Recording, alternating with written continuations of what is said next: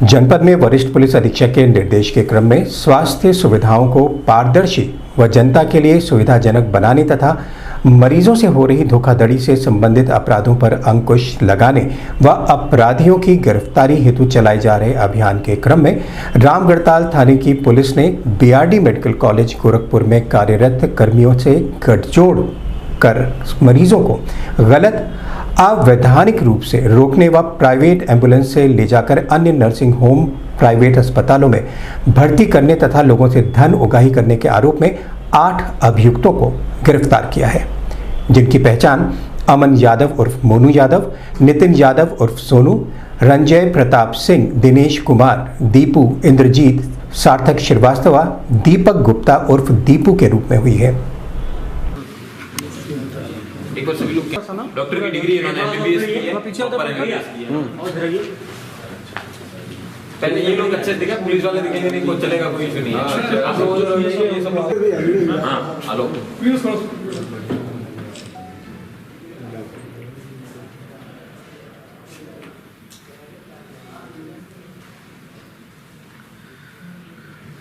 थोड़ा सा आप आगे आइए। चुप रहेंगे।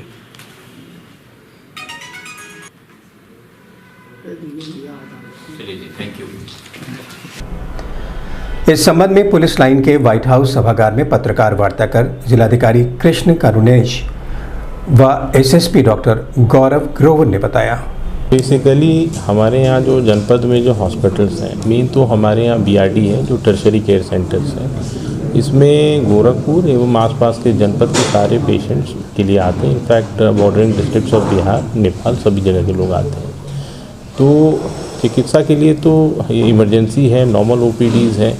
इसमें मतलब रेगुलर बेसिस इधर कुछ दिन से शिकायतें आ रही थी, जिसको जब स्पेसिफिकली वर्कआउट किया गया है तो कलेक्टिवली ये मतलब जो 2 दिन पहले कार्रवाई हुआ है 16 नाइट को, उसी एफर्ट का नतीजा है। और इसमें हम लोग ये चिन्हित कर रहे हैं इस तरह के कितने हॉस्पिटल्स हैं जो खासकर जो डिस्ट्रिक्ट हॉस्पिटल्स, बीआरडीज, इन सब से पेशेंट्स को बरगला के अपने यहाँ मंगवाते हैं और जो कुछ एम्बुलेंसेज इसमें इन्वॉल्व हैं, इन सब को चिन्हित किया जा रहा है। इन सब के खिलाफ कार्रवाई की जाएगी। और इनफैक्ट जो इंस्पेक्शन का जो प्रोसेस है इसको हम लोग थोड़ा और रोबस्ट बनाएंगे। इसमें जो कमियां निकल के आई हैं, जैसे जो अभी जो घटना हुई है, इसमें मतलब हमारा जो इंस्पेक्शन प्रोसेस है उसमें ये सब बिंदु को कभी देखा नहीं जा रहा था। Will add these points also, और हम लोग इंश्योर करेंगे कि बेटर रिजल्ट्स आए, पब्लिक को बेटर सुविधा हो सके, मिल सके, और जो एग्जिस्टिंग गवर्नमेंट फैसिलिटीज़ भी जो अवेलेबल है उसका कंप्लीट लाभ पब्लिक ले सके, ये हम लोग का टारगेट रहेगा। ऐसा देखा जाता है हॉस्पिटल सील हो जाता फिर दोबारा खुल जाते, तो कहीं ना कहीं स्वास्थ्य विभाग की इसमें बिना मिली भगत की ये नहीं होता। तो इसमें जनरली जो हॉस्पिटल सील करके बंद कर दिया जाता है, तो चूँकि ये सब रेंटल बिल्डिंग्स होते हैं तो कोई नया अप्लाई करके उसमें परमिशन ले लेता है। तो जब भी 2 साल 3 साल के बाद जब भी टीम जाती है चेक करने, हो सकता है डॉक्टर की टीम नहीं हो, तो उनके पास कोई भी एंटीसीडेंट का इस तरह का फाइल चेकिंग का वो रहता नहीं है पेपर्स इनके पास। नेवरदिलेस इसको भी अब हम लोग ईयरमार्क करेंगे कि कौन कौन बिल्डिंग्स में इस तरह की घटना हुई है, उसको भी हम लोग जो डॉक्यूमेंट है वो करेंगे, ताकि भविष्य में जो टीम्स इसको इंस्पेक्ट करने जाएं तो कम से कम इनका एंटीसीडेंट और इस बिल्डिंग का पुराना इतिहास भी देख लें। जैसे स्वास्थ्य विभाग की मिली भगत भी सामने आती, बिना मिली भगत के इस तरह काम नहीं। ये जितने स्पेसिफिक इनपुट्स मिलेंगे, अगर विभाग का कोई अधिकारी या कर्मचारी लिप्त है तो उन पे भी कार्रवाई की जाएगी। इनसे गहन पूछताछ हुई है। पूछताछ में काफ़ी और जानकारियां भी इसमें सामने आई। इस अरेस्टिंग के बाद इसमें और भी लोगों की जिनका कि इसमें शामिल होना पाया गया है, उनके ऊपर भी कार्रवाई की जाएगी। चार्जशीट लगाने के उपरांत इसके ऊपर गैंगस्टर की भी कार्रवाई की जाएगी।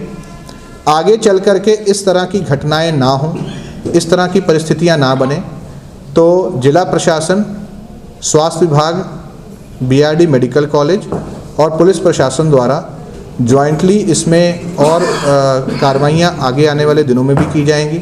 कैसे इस चीज़ को रोका जाए उसके ऊपर भी काम किया जाएगा, और अगर नियमों में या वहाँ की प्रोसीजर में कोई तब्दीली लानी है तो उसको भी लाया जाएगा।